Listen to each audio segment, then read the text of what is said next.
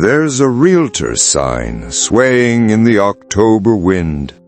White letters on red. Sold. And beneath it, handwritten in black marker, $1. The neighbors gathered on the sidewalk that morning, arms crossed, voices low. They stared at the house like it was a crime scene. The craftsman with the blue shutters, the wraparound porch where Margaret used to hang baskets of petunias, the place Harold built with his own hands 40 years ago. "He's finally lost it," someone muttered. Maybe they were right.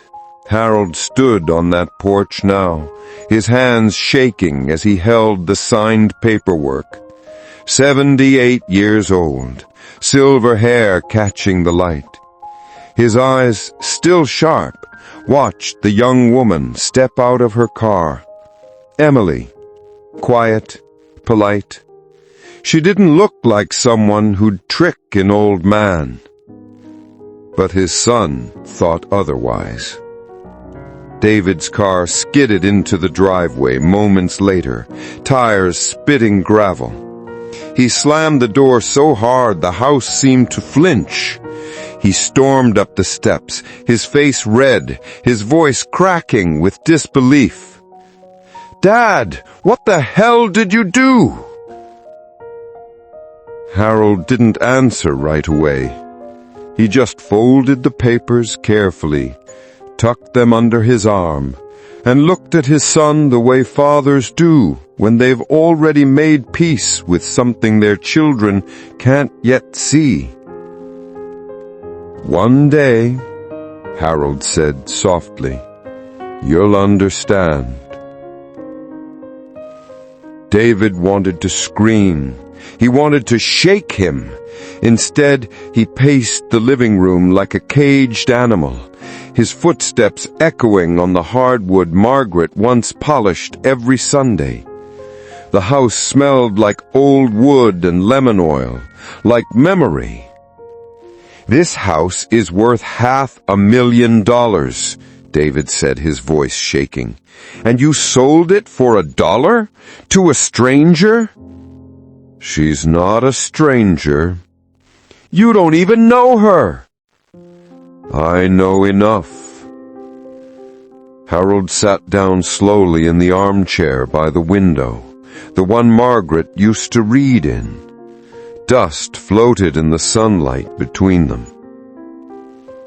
"Why?" David's voice was quieter now, almost pleading. Harold closed his eyes. "Because some debts can't be paid with money." That night, after Emily left and Harold went to bed, David sat alone in the kitchen. The house creaked around him, settling into itself the way old homes do. He hated this place. He'd spent his whole life trying to escape it. Then he saw it. A small wooden box on the counter. His name carved in the lid. Beneath it, in Harold's handwriting, "For David, when I'm gone." His hands trembled as he opened it. Inside were letters, dozens of them, written but never sent. Photographs of him and his mother laughing in the backyard. A faded sketch, one David had drawn when he was 17. A portrait of a violin, unsigned. And at the bottom, a folded contract. He read it twice, then a third time, his throat tightening. The house hadn't been sold. It had been transformed. Harold sold it to Emily, David's childhood friend, the girl who used to paint with him under the oak tree, for $1. But the contract had a clause, a secret. Emily would hold it in trust, then transfer ownership back to David on one condition, that he turned the house into a community art center, a place where kids who couldn't afford lessons could come and learn, paint, dream, become. David's breath caught. All those years ago, when he'd wanted to study art, Harold said no. Be practical. Take over the business. And David had obeyed, resenting every moment. After Margaret died, the silence between them became a canyon. But Harold had been carrying something heavier, regret, the kind that eats you from the inside. He'd built this house with love, yes, but he'd also built it with control, with expectations. And after Margaret was gone, all that was left was the echo of what he'd taken from his son.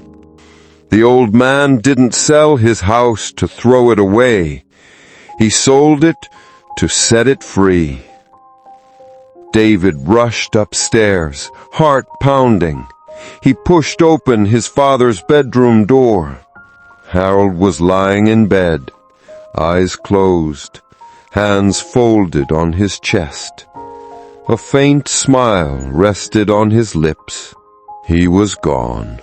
David stood there, the contract still clutched in his hand, and wept. 6 months later, the house reopened, not as a museum, not as a monument, but as something alive. The living room filled with easels, the kitchen became a pottery studio. Children's laughter spilled through the windows Margaret once opened every spring. On the far wall, David painted a mural. Harold and Margaret, standing together in front of the house, her hand in his, both of them smiling. He sold his house for $1, but what he bought was forgiveness. Some things aren't meant to be owned. They're meant to be passed along.